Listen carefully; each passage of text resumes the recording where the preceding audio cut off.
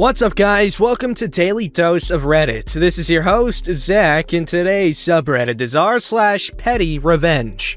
This story was called Bus Twit. So, there's a woman of a certain age that gets the same bus as me. She could get any of the buses that come to my stop based on where she gets off, but she deliberately chooses the route I take. She's fairly obnoxious, pushing her way to the front of the queue. She won't let people getting off the bus past her before pushing her way on. And she always goes for the disabled/priority seating. As someone with a hidden disability, I try not to judge, but her general lack of bus etiquette gets on my nerves, hence my petty revenge. This morning, there were literally only 3 people waiting for the bus due to another route leaving all of 2 minutes beforehand. Despite the bus pulling up 5 meters past her to where I was standing, she shoves her way to the front. Okay, strike 1. She then barges onto the bus as a clown car amount of people are trying to disembark, to the point where she has to step back. Strike 2. She then doesn't have her bus fare sorted. Strike 3. I squeeze past her and take the disabled seating my gimpy butt needs, and that she's been eyeing. And please note, it's 2 seats, plenty of room for the twit. She huffily passed me and took the seat behind the center doors of the bus. It may be petty, but I can't stand rude twits on the bus who inconvenience other passengers. I wouldn't say that was as much a petty revenge as a petty inconvenience. Where's the revenge? Come on, writer.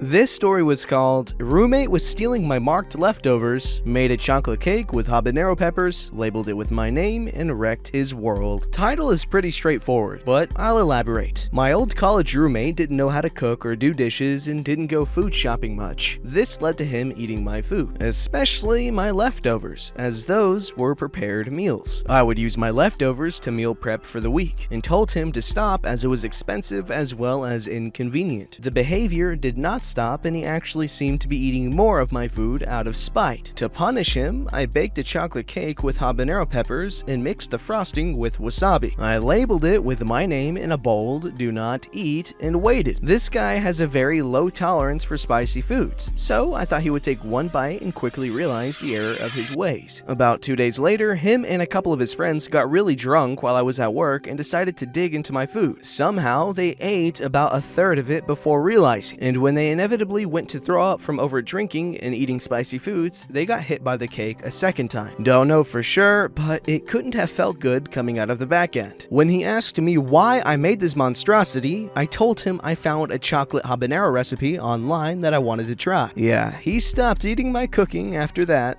This story was called My Petty Revenge as a Child. I think I was 8 or 9 years old when I did this. My family, along with a whole bunch of relatives, had gathered at my aunt's house. This included several cousins who were older than me. 2 of my cousins, they were brother and sister, were always particularly mean to me. One day, my girl cousin and I got in an argument. I don't even remember what it was about, and she tore up the drawing I was working on. I was enraged and slapped her. Cousin went crying to her mommy and told her I had hit her. I tried to explain that she had torn my drawing to pieces, even showed it to her, but nobody would listen to me. I was forced to apologize to her. Now, my aunt's house had a common play area for the kids, where they kept all their toys. The visiting kids' toys were also kept there. My cousin and her brother had several jigsaw puzzles that they loved to show off, but never let anyone touch. So, that night, I lay awake in my bed till I was sure everyone had fallen asleep, and then snuck into the play area. I quietly opened up each box of puzzles and took just one piece from each of them. I put everything back exactly the way it was, hid the puzzle pieces in my bag, and went to sleep. The next day, I buried the puzzle pieces in the woods behind the house, so no one could find them. My crime wasn't discovered while we were there, because said cousin and her family left prematurely for some reason. However, about a week later, when we were back in our house, I heard my grandmother talking to my cousin's mom on the phone, and then telling my dad about her conversation.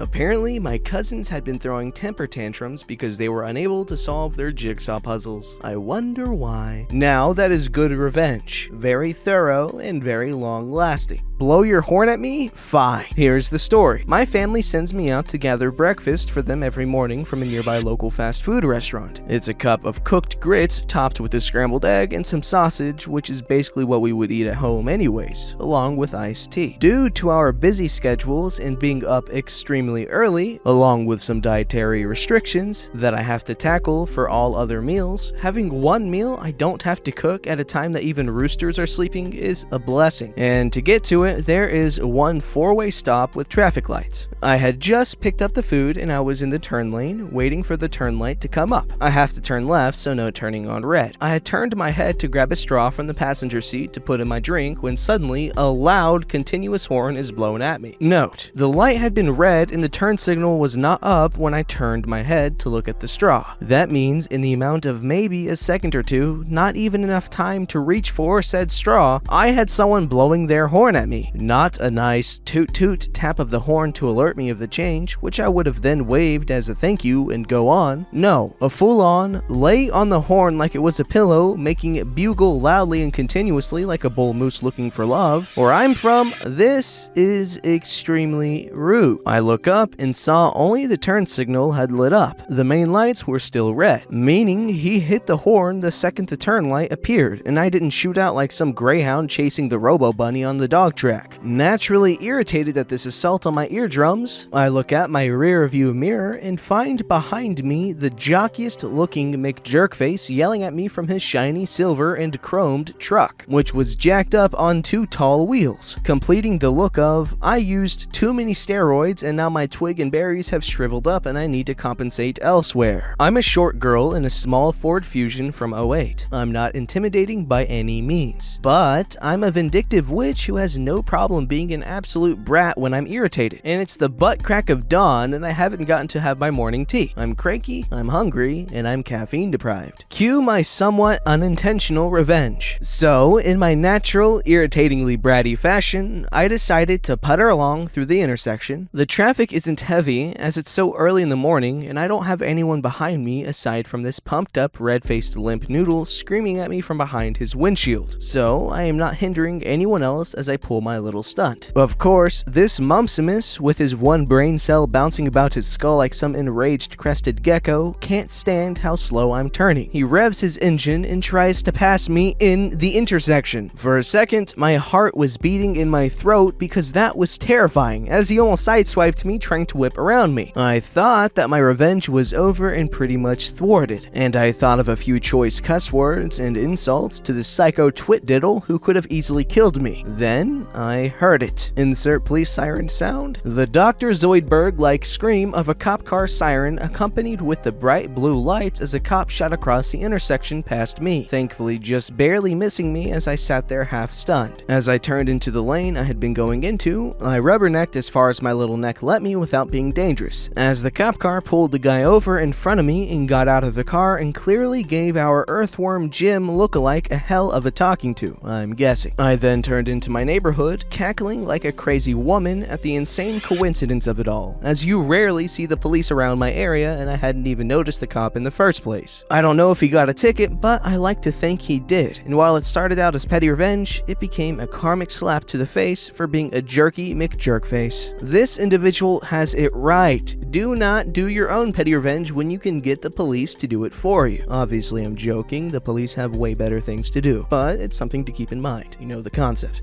This story was called Take My Food, Suffer. I'm a junior in high school, female if that matters. After second period, we have something called flight time. This is basically homeroom. You do your work, eat a snack if you want, watch videos, talk to your friends, whatever you want, really. I also bring the same thing, a baggie of thinly sliced sausage, Ritz crackers, and cheese. Like really nice, expensive cheese. I made these into little sandwiches, and this holds me over until lunch, because I have the last lunch of my school. It starts at 1:30, so you can tell me why I would be ravenous by then. There are two girls I've known since 8th grade in flight time. One of them, C, is one of my best friends. The other one, A, is full of drama popular girl. She's always been like this, since middle school. These two girls sit right next to me, C on my left and A on my right. For the past week or two, I've been preparing my snack and eating it as soon as I sit down. C politely asks for a cracker and a slice of meat, and I say yes. A has gotten into the habit of taking fistfuls of my food after she asked for a cracker and I said yes the first day. She just assumes she can take my food every day because she asked once and I said yes. It's gotten to the point where she will take the rest of the bag after I made a little sandwich or two, taking all my crackers, meat, meat, and cheese. It really annoys me, respectfully, but I knew I couldn't just say no and take it away, because she'll take it as a personal offense and go full queen bee. Instead, I decided to teach her a lesson. I usually bring mild/sweet sausage, Italian. It's a nice, sweet, meaty flavor that I adore. Apparently, A thinks the same, so yesterday night I decided to switch it up. Cajun andouille sausage is smoked and stuffed with spices such as cayenne, garlic, paprika, and thyme, a much different flavor from the normal sweet meat I use. As you can tell, this is the meat I chose to bring. I also soaked the slices in jalapeno juice because I think it tastes better. I brought it all in and started preparing my food. A walks in and immediately zeroes in on my food, shoving her hand into my baggie as soon as she got close. She grabbed a handful of slices and shoved them into her mouth like a starving piggy. Just what I knew she was going to do. Did I mention? A despises spicy food. She's the type of girl who thinks bell peppers are too hot. So when her mouth is filled to the brim with this hot, spicy meat, her eyes started to water and her cheeks started to turn red. She ran across the room and threw it all up, tears streaming down her face. Like I said, it wasn't even that hot. It's just jalapeno juice and spices. She ended up calling her mom and going home. She hasn't touched my food again. Doesn't even look at me when she walks in the room. Honestly, in my opinion, that wasn't really revenge. It was more of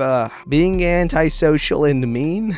I'm sure she would have stopped reaching for her food if she would have said something, but instead she made this poor innocent girl suffer. I mean, obviously she shouldn't have been presumptuous and reached for food every time, but still, that's a little far. Repay our hospitality by throwing away our keepsakes? Karma sends her a dead snake. This petty revenge wasn't on purpose, but I also didn't stop myself from laughing hard. That was part of the revenge, I guess. Anyway, here's the story. So, when I was a teenager, one of my mom's friends needed a place to stay for a bit while she was moving, and while she was with us, this lady decided to help us get rid of all of our stuff. We weren't hoarders, and our house was fairly clean, but my dad is very sentimental, and we had 2 sheds full of memories from when we were babies. This lady went through all of it and got rid of anything we weren't using currently, saying memories belong in your heart, not in your hands. My mom let her do this because she's also a jerk, and my poor dad was too non-confrontational to stop it. His eyes just bugged out like he wanted to scream at her, and he left so he wouldn't see. This went on for weeks, and all us kids hated her for it, especially since she made us help. Nothing like being forced to throw away your baby handprints